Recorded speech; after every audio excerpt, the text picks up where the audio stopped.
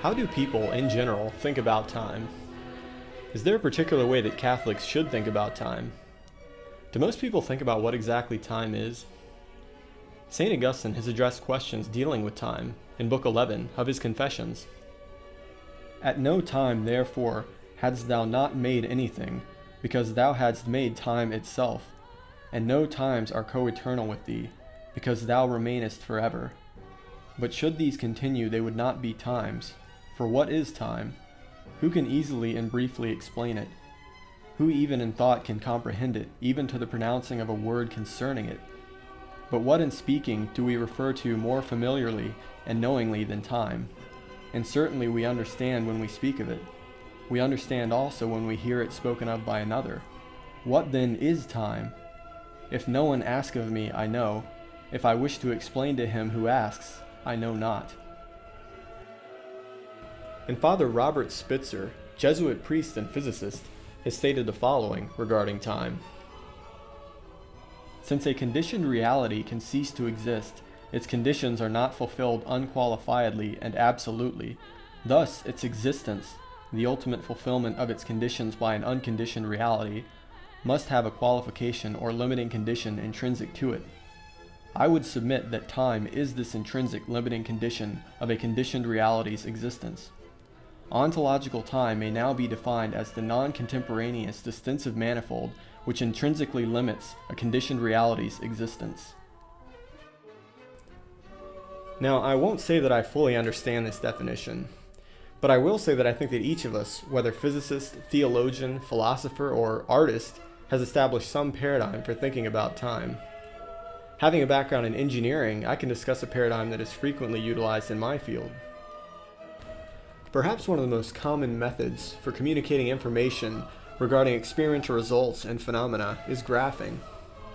One of the underlying principles of the graph is the spatial representation of time. Consider the following examples of periodic motion. In each of these examples, the space across the horizontal shown on the screen is the same, but in each case the time scale is different. In some cases, such as the processor clock, the phenomenon is too fast for us to perceive without the help of tools, and in other cases, such as the cosmic year, the phenomenon is too slow for our unaided perception. In the first case, we have the pulse train of a clock on a desktop processor that operates at the nanosecond scale. Next is a sound wave acting around the millisecond time scale. Third is a wall clock that ticks every second. Next is the angular displacement of the Earth's radius perpendicular to its axis of rotation. And finally, the angular displacement of the radius of the Sun's rotational path around the center of the Milky Way. In the first four of these cases, we generally synthesize temporal events to find significance in the periodic events in our personal lives. And it is at this juncture that we come to notions of time that differ fundamentally. Some of us live our lives in anticipation of the next event that will provide personal gratification. The next event that will provide an emotional high, even if that means getting intoxicated or watching an obscene movie. The next tasty treat in which to indulge, or the next person to exploit to satisfy our disordered desires. Contrariwise, those seeking holiness see all events as a means to more fully realizing God's love for them and for all of humanity. Why does man have emotions? Because of God's love for humanity. Because emotions, when guided by an informed conscience, tell a person when its actions are pleasing or displeasing to God. Why does man have appetites? Because of God's love for humanity. Our bodies are part of God's creation and He wants to see them nourished so that we can serve Him. Why does man have an attraction to the opposite sex? Because of God's love for humanity.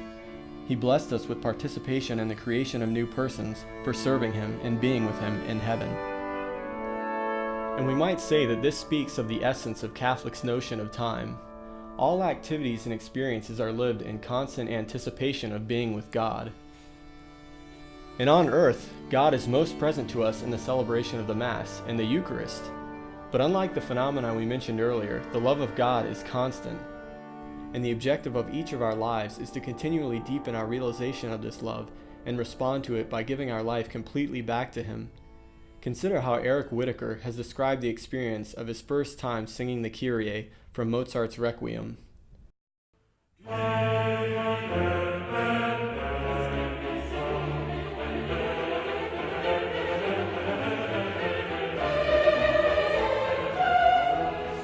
And my entire life, I'd seen in black and white, and suddenly everything was in shocking technicolor. The most transformative experience I've ever had in that single moment, and I felt for the first time in my life that I was part of something bigger than myself.